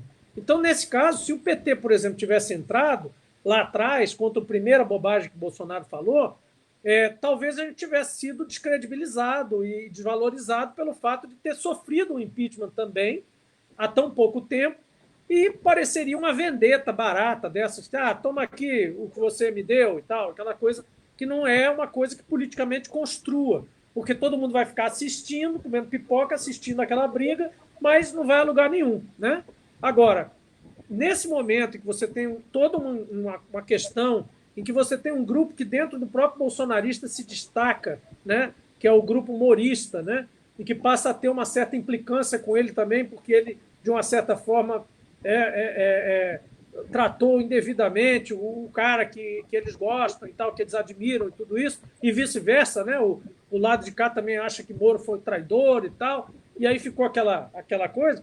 Você já tem uma construção nova, tanto que Bolsonaro se movimenta em relação ao Centrão, que é um grupo pragmático, não ideológico, não personalista, que subsiste aí há décadas, muito antes de Lula, muito antes de Fernando Henrique, já existia, né? Tanto que esses caras são filhos daqueles, né? São filhos. Tem uns caras desses aí que você pega a genealógia, você vê o pai era da CPI dos anões do orçamento, o avô era não sei o que da época do Sarney, é tudo hereditário, né? Então, esses caras que compõem o Centrão, eles são um fiel da balança o tempo todo. Quando o governo fica numa situação muito ruim, inclusive os nossos, vamos fazer aqui, já que todo mundo gosta muito de meia-culpa de petista, vamos fazer aqui também, não tem problema nenhum. O nosso correu para eles também, na época do Lula do Mensalão, correu para cima do PMDB, que não tinha sido eleito com Lula. Pouca gente se lembra. O PMDB estava na chapa de Serra. A vice de Serra era aquela do Espírito Santo, Rita Camata. Rita Camata, PMDB, era companheira de chapa quando Lula venceu Serra, né? Então, quando há o Mensalão, Zé Disseu defenestrado daquela forma, aquela coisa toda de negociação de apoio no Congresso, e alega-se, que a questão é essa, né, da teoria do domínio de fato, que então estava em pagamento, compensação em cima disso e tal, quem aparece? Michel Temer, lá na Granja do Torto, para ajudar Lula, que estava chorando ali, meio chateado, decepcionado com aquilo logo no início do governo. Aparece o PMDB e pede a Petrobras. Foi ali que começou todo o processo, né? Então, assim, esse processo do Centrão, que às vezes aumenta e coloca o PMDB, às vezes tira o PMDB às vezes é uma força independente, ele é vezeiro nesse tipo de crise. Bolsonaro sentiu o golpe que é... O que é o golpe? É ele mesmo se enterrando e aquelas investigações começando a aparecer. Ele acabou brigando com o governador do Rio de Janeiro, que tem a jurisdição de investigá-lo. É um acidente, porque o Bolsonaro, além de tudo, ele é inimigo dele mesmo. Ele parece que não tem... a inteligência dele não o protege, né? Se é que existe alguma. Mas ele mesmo se dá tiro no pé. Como é que ele briga com o governador que foi eleito com ele, né? Com o mesmo perfil dele, o cara armamentista, judicialista e tal. O cara consegue brigar com esse cara no primeiro ano de governo. Pô, deixasse para brigar no terceiro ano, se alguém da família dele tivesse pretensão eleitoral no Estado, mas brigar no primeiro ano e ainda na janela, né? Ali com um monte de investigação em cima dele, no próprio Rio de Janeiro, no curral do cara, na Barra da Tijuca, na favela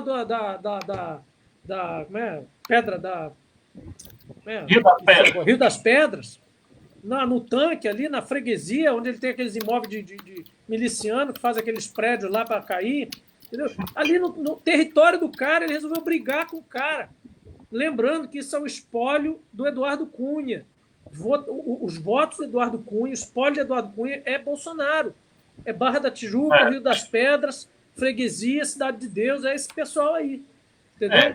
E era um negócio misturado com evangélico, é uma mistura maluca de milícia com evangélico, né? É uma coisa atípica, que só tem no Rio de Janeiro mesmo, é difícil encontrar em outros lugares. Mas, enfim, ele briga ali. E aí ele, quando percebe que vai ser investigado, que aquilo vai dar pé para um impeachment que realmente faz sentido, que não seja um impeachment só político, que tem uma consistência jurídica por baixo, né? Ele aí começa a se acercar do Centrão. Então, eu acho que pode dar sim, pode dar, porque se Bolsonaro não souber habilidosamente conduzir esse Centrão, o Centrão ele é muito voraz, ele pode se contentar nesse momento com alguns carguinhos aqui e acolá, mas daqui a pouco ele vai sentir falta do que teve no passado, e eu não estou falando só de Lula e Dilma, estou falando de Fernando Henrique, de Sarney, de Collor, onde eles ocupavam ministérios inteiros, porteira fechada, como se chamava, né? Então esse pessoal não está acostumado com essa fase de seca agora. Vai dar um cargozinho de terceiro escalão para o cara vai ficar satisfeito. Não vai. Fora que a verdade seja dita.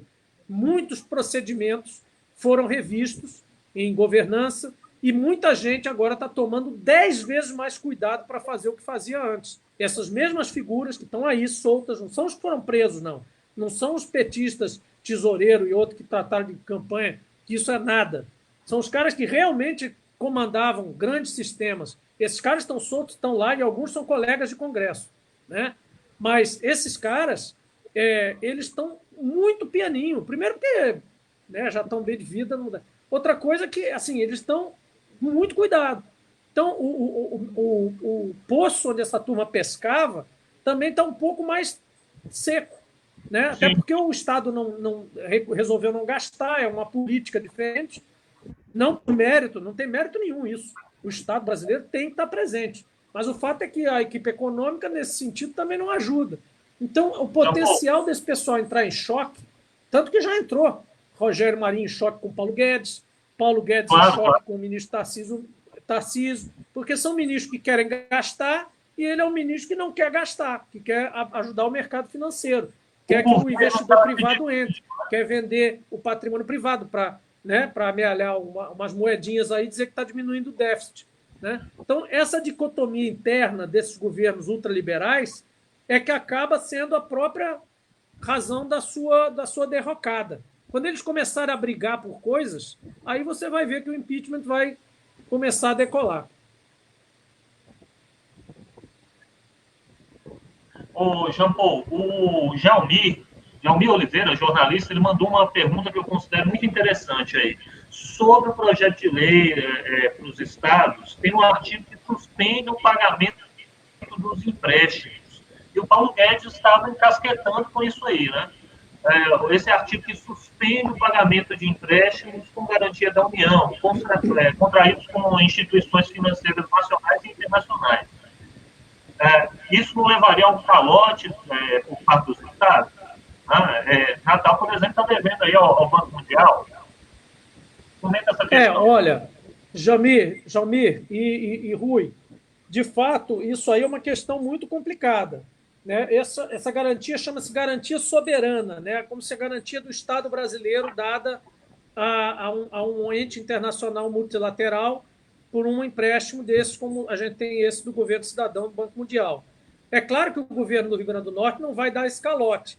É claro que um governo em sã consciência, o próprio Wellington Dias no Piauí, o Flávio Dino, dos que eu conheço, que tem empréstimos semelhantes, vão evitar ao máximo fazer isso. Se houver uma necessidade de mover algum tipo de pagamento mais para frente, fazer uma negociação, né? será algo tratado e que o Banco Mundial, inclusive, está preparado para fazer, porque ele está vivendo isso em Uganda, no Zimbábue, na África do Sul, na França, em tudo que é lugar que teve Covid, onde tem empréstimo desse tipo, está havendo esse tipo de negociação. Então, eu não acredito que... O grave é quando o governo resolve, em alguns casos ele já esboçou esse desejo, não permitir ou não dar mais garantias financeiras. Nós fizemos um projeto de lei, um deles está aí na pauta para entrar, no sentido da União prover garantias soberanas para novos empréstimos, porque essas entidades multilaterais estão agora oferecendo condições muito melhores justamente para projetos relacionados com a recuperação econômica pós-pandemia. Então, por exemplo, o Banco do BRICS, o Banco Mundial mesmo, o BID Interamericano, que mais? Fundo Monetário Internacional, Fundo da Plata, vários fundos aí, CAF, tem vários desses no mundo. E eles estão fazendo linhas justamente para governos, até para cidades e para estados, para recuperação financeira em áreas, para obras logísticas, etc. E tal. E essas condições são muito boas. Só que, no Brasil, pela Constituição, pela Lei de Responsabilidade Fiscal, você é obrigado a autorizar isso pelo Congresso Nacional. Eu estou trabalhando agora, no momento, num empréstimo desse junto ao FONPLATA, que é o Fundo do Desenvolvimento do Rio da Plata, para São Gonçalo do Amarante. Um empréstimo desse que foi trabalhado com muita competência lá pela administração de São Gonçalo do Amarante, que conseguiu qualificar e foi aprovado, está tudo pronto. Só está faltando o quê? A autorização do Congresso Nacional para ele poder ter esse empréstimo. Por que isso? Porque isso implica em garantia soberana da União. E antes da Lei de Responsabilidade Fiscal, havia uma facilidade muito grande, os estados saíam se endividando aí com quem quer que seja por aí, sem essas autorizações, sem essas garantias. Então, esse cara chegava lá na França ou na Suíça e dizia: a garantia sou eu sou governador do Rio de Janeiro, é uma puta cidade legal pra caramba, você vem aqui me visitar, você vai ver o projeto que a gente vai construir e tal. O cara ia, levava aquilo na boa, endividava o Estado, depois o calote vinha e não tinha ninguém para garantir. Então, pela responsabilidade em termos de país, fez esse dispositivo que obriga a ter a garantia da União. Agora, a garantia da União é o seguinte também: você garante um bom empréstimo, um bom pagador, você não vai se sacrificar tanto assim, né? Você tá, é que nem quando eu acho péssimo avalizar ninguém, eu não avalizo ninguém, mas se você tem um bom amigo, um amigo confiável, uma pessoa que precisa do seu aval para alguma coisa, o seu risco é bem menor do que se você for avalizar uma pessoa que você não conhece, uma pessoa que já é comprovadamente deslocada financeiramente. Então, nesse caso, a União também faz a sua análise, os seus bancos também têm muita competência para fazer essa análise de risco e elas são capazes de dar essa garantia, sim. Isso é muito importante, porque o Estado multiplica as suas possibilidades de buscar recursos. Tanto para a cidade também. São Gonçalo é um exemplo. A gente agradece imensamente aí a sua participação no Contrafluxo. Acabou sendo a entrevista, foi crescendo, né? A pauta é muito grande, enfim, poderíamos até falar, né, de outros assuntos. Por exemplo, está rolando aí no Congresso, me parece que até uma proposição da Câmara, se eu não me engano, da Jandira Fegali, né? Essa lei de apoio aos artistas, né? Isso. Benefícios direcionados aos artistas. Você acredita que vai ter apoio no Senado? Rapidinho, em 2 palavras. Eu estou até vendo se a gente pega essa relatoria para agilizar e para blindar, né, também contra alguma coisa que queiram tirar, juntamente com o senador Fabiano Contarato. Então vai ser ou ele ou eu. Tomara que tenha o apoio devido, enfim. As pessoas precisam vir em primeiro lugar nessa crise, né? A gente agradece imensamente, senador. É uma honra tê-lo conosco aqui no Contrafluxo. Honra minha, Rui. Muito obrigado. Obrigado a todos que estão nos ouvindo aqui. Eu estou vendo os comentários. Estamos sempre disponíveis. Você sabe que nós temos aqui o nosso gabinete virtual. A gente não está parado. Toda a equipe de Natal, em Mossoró e em Brasília está trabalhando full time o tempo todo. E o gabinete virtual funcionando. A Adriano Gadelha, João Paulo Madruga lá em Brasília, Adriano Gadelha aqui, Paulo Henrique também aqui em Natal, recebendo as demandas das cidades, recebendo as demandas dos movimentos, das lideranças locais que nós temos nas cidades, tratando dos assuntos em Brasília, indo às reuniões quando é necessário, até reunião presencial, agora mesmo na reunião de Oiticica com o Ministério de Desenvolvimento Regional. Nossa assessoria se fez presente lá, sacrificando até o trabalho da quarentena, tudo isso, mas como tinha que ir lá para resolver esse problema da obra, de recomeçar a obra, foi. E, enfim, estamos trabalhando full time com o gabinete virtual, com um aplicativo do gabinete virtual para entrar com demandas e agendamentos. Reuniões dessas, como a gente está fazendo aqui, a gente está fazendo reunião todo dia, 3, 4, 5 reuniões. Então, estamos trabalhando. Muito bom. Valeu, João Paulo. Um bom trabalho para você e até a próxima. Bom trabalho. Grande abraço a todos e todas. Um abraço. Então, Rafa, vamos encerrando aí o Contrafluxo. Tá me ouvindo? Estou te ouvindo, tranquilamente. Beleza. Peço até desculpa aí, porque eu não estava ouvindo o Jean Paul e tal, teve um probleminha, não sei qual foi, mas enfim. É isso. Vamos para os destaques? Para a cultura agora, né? Neste tempo de pandemia, vale sempre apoiar os profissionais autônomos, as pequenas empresas, né? Eu venho falando que a Cooperativa Cultural da UFRN está atendendo a pedidos por mensagem, via e-mail ou WhatsApp. Desta vez, eu vou comentar sobre a Távola de Livros, também um outro pequeno empreendimento que a gente precisa apoiar, né? Uma livraria muito bacana que funciona ali em Nova Parnamirim, próximo ao Clube da Petrobras. Eles estão com um acervo excelente, né? Atendem por WhatsApp, pelo telefone 991010190. Repetindo, 991010190. Então, o horário é das 10 às 16 horas. Você pode conferir os livros pelo Instagram. Basta procurar lá no Instagram, livraria.távola. Diz aí, Rafa. Meu destaque na cultura vai para a Lei de Emergência Cultural, que está na pauta. Devia ter sido votada ontem, mas está para ser votada nos próximos dias. Você chegou até a falar aí há pouco com o senador Jean Paul. É um projeto importantíssimo que garante um socorro financeiro aos estados e aos municípios. E se ela for aprovada, a lei segue ainda, né, para o Senado e em seguida para a sanção do presidente da República. Mas eu digo que ela é importantíssima, ela é fruto da pressão dos artistas de todo o país e movimentos sociais, principalmente, e deve render mais de 3 bilhões de reais para o segmento, ou seja, é um socorro de fato. O setor da cultura, é bom que a gente diga, ele emprega atualmente 5 milhões de pessoas, quase 5 milhões de pessoas no Brasil inteiro. E, pelo projeto, os recursos passariam a estados e municípios transferidos do Fundo Nacional de Cultura, o FNC. Além dessa verba, o projeto prevê também o repasse na arrecadação, a partir da arrecadação de 3% das loterias federais. Os agentes culturais e os artistas, na prática, como é que funcionaria? Os artistas e os agentes culturais receberiam individualmente uma renda, né, de R$ 1.045, e os espaços culturais, para se manterem durante o período, eles receberiam R$ 10 mil por mês até o fim da quarentena. Como contrapartida, eles seriam obrigados aí a fazer eventos culturais gratuitos para escolas da rede estadual, da rede pública, estadual ou municipal. Isso depois, obviamente, depois da quarentena. É importante falar também que o projeto é de autoria da deputada federal Benedita da Silva, do PT do Rio de Janeiro, e foi relatado pela deputada Jandira Fegali, do PCdoB, também do Rio. Como eu estava falando, é uma vitória importantíssima num tempo de notícias horríveis, né, para o setor.